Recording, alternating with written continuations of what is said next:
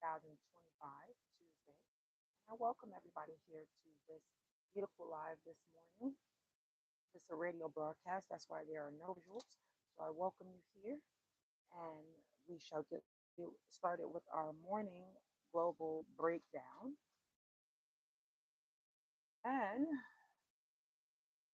rising bright and early where you are. I'm glad you all are listening.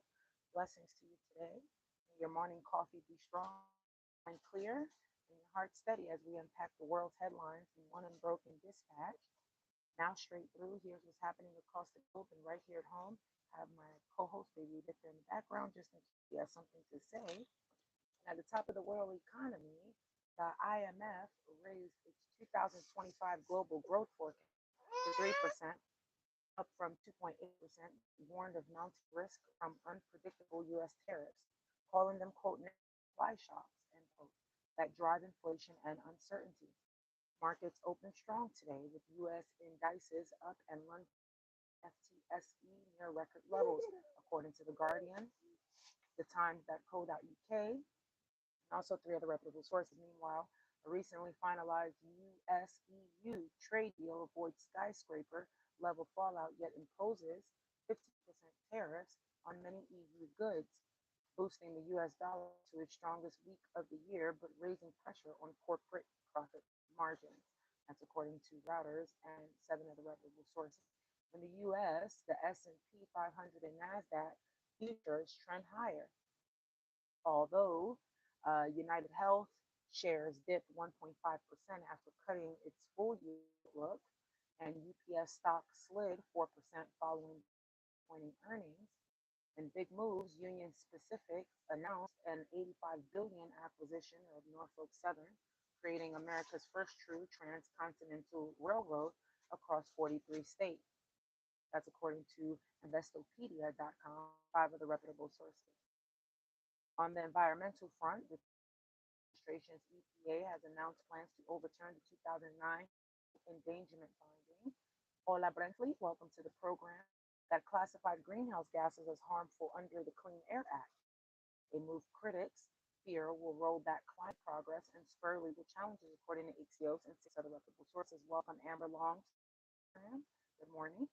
At the United Nations in New York, the two-day peace conference wrapping up today focuses on Gaza and the two-state solution.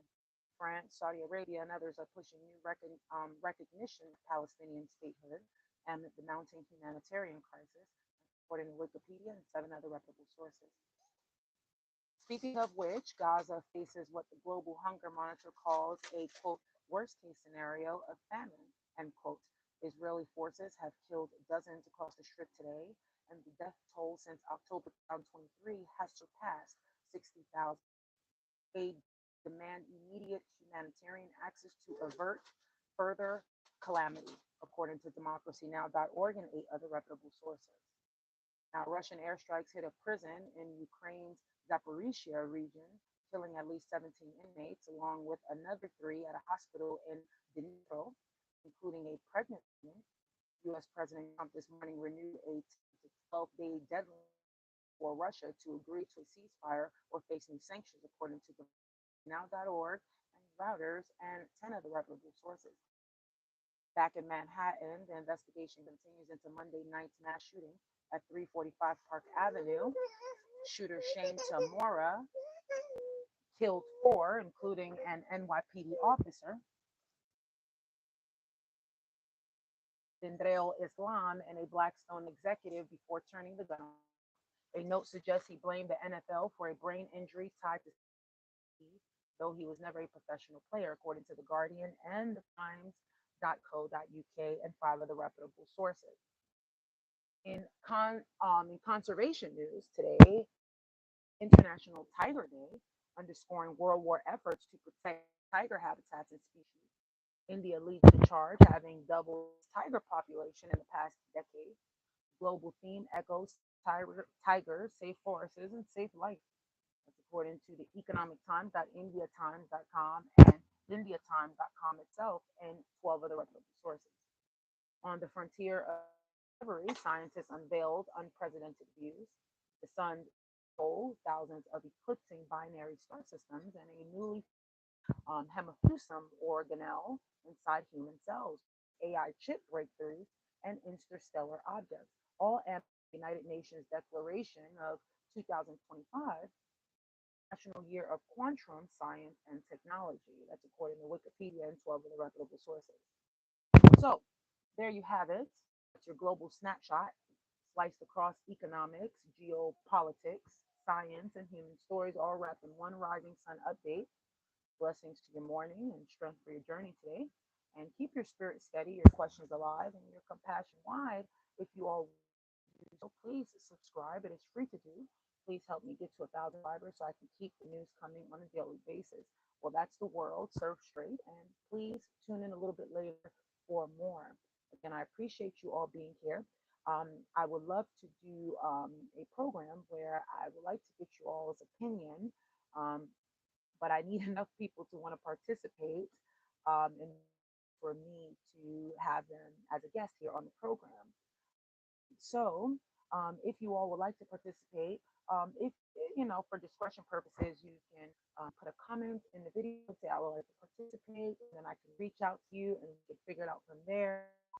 But I have some curious questions that I think most people want to answer possibly. And one of those main curiosity questions is, do you feel more or less financially secure this year than you did last year? And what are you doing differently to survive inflation? And I would like to discuss or perhaps hear someone's opinion that would like to share their live. You don't have to share your face, but you can definitely join in with your voice. If you'd like to do so, send me a message or a comment. You can leave a comment below if it's just easier. Just comment below. Um, and I will reach out to you with my email and we'll go from there. Um, but meanwhile, I'll figure out how I can do it to where I can invite folks. Ola Ripley and Gracie Puff, welcome to the room. I appreciate you all being here indeed. So that's down the really answer. Actually, matter of fact, while you all are hanging out here, I'm just curious to my listeners. If you want to put if you feel like writing or maybe using your Google voice, if you're an older person that may not want to type or whatever the case may be, use your Google voice answer. Um, but I have another curiosity question. What if war really did broke out? What if it did break out here on U.S. soil? Do you feel that you're completely prepared?